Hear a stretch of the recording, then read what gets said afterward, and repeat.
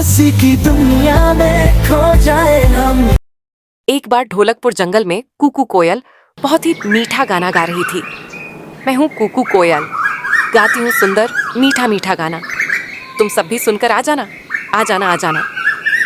उसकी आवाज़ दूर दूर तक सबको सुनाई दे रही थी।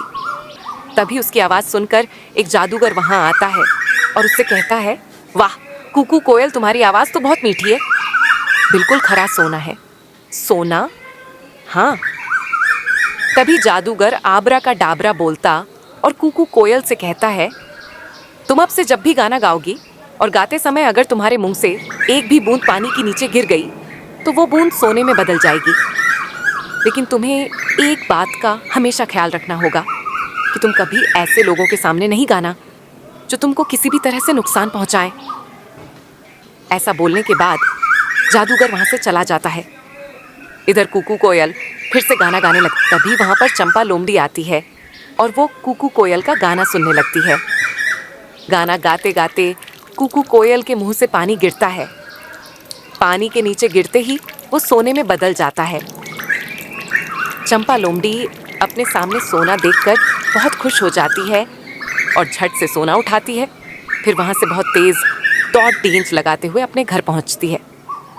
इधर कुकू कोयल गाना गाती रहती है। तभी वहां पर एक शिकारी आता है।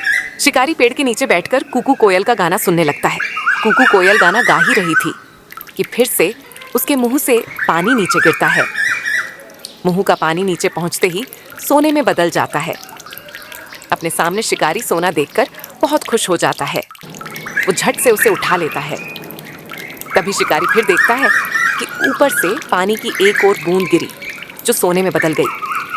शिकारी फिर खुश होता है और उसे भी अपने पास रख लेता है। ऐसे करते हुए कई बूंदें ऊपर से नीचे गिरती हैं जो सोने में बदलती जाती है। शिकारी मन में सोचता कि शायद आसमान से सोने की बारिश हो रही है, और ये सोचते हुए वो एक एक करके सोना उठाता जाता है। तभी शिकारी की नज़र गाना गा रही कुकू कोयल पर जाती है और वो देखता है कि ये सोने वाला पानी तो कुकू कोयल के मुंह से निकल रहा।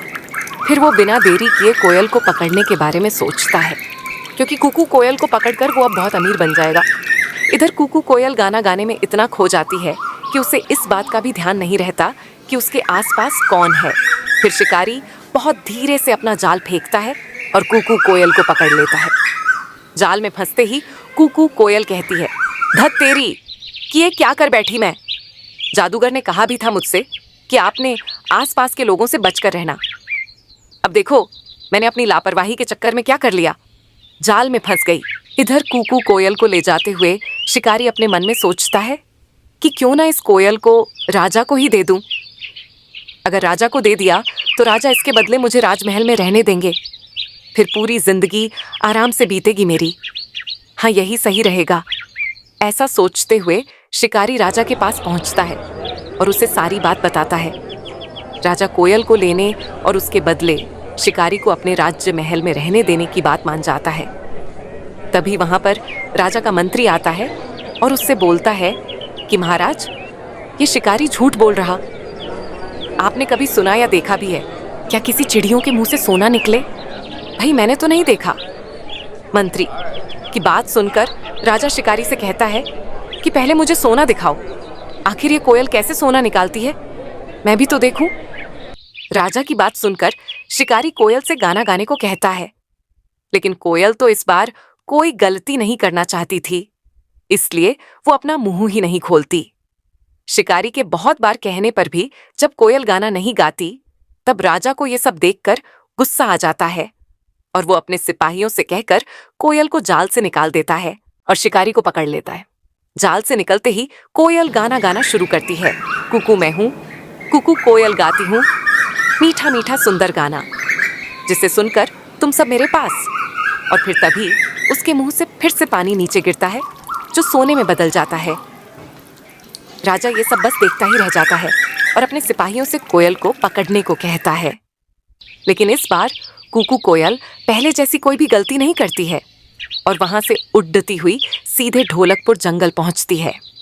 इस कहानी से हमें यह सीख मिलती है कि हमें हमेशा अपने बाड़ों की बात माननी चाहिए, साथ ही हमेशा सतर्क भी रहना चाहिए। अगर वीडियो पसंद आया हो तो वीडियो को लाइक करें और चैनल को सब्सक्राइब करें।